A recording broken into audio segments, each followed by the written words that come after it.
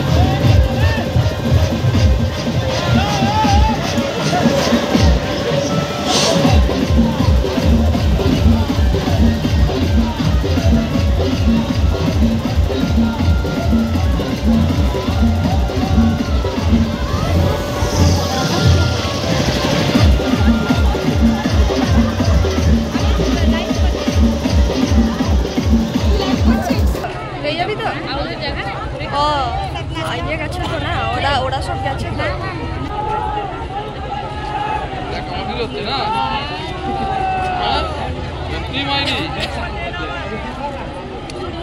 তো এরপর আবার আমরা বাড়ি থেকে যাচ্ছি হচ্ছে মোড়, কাজোড়া মোড়। র্যালিটা পুরো মানে ওইদিকে হসপিটাল কলোনি হয়ে ঘুরে অলরেডি চলে এসছে কাজোড়া মোড়ে, আর ওটাই আমরা ঠিক করেছিলাম যে কাজোড়া মোড়ে যাব আর আপনাদেরকে দেখাবো। তো চলুন এবার কাজোড়া মোড়ে যাব। আর ওখানে বলছে, এরা তো সবাই বলছে যে ওখানে নাকি খেলা হয়, কি খেলা হয় না হয় সেটা আমি জানি না, আর এতটাই ভিড় রয়েছে, আমি চেষ্টা করছি আপনাদেরকে দেখানোর। তো চলুন।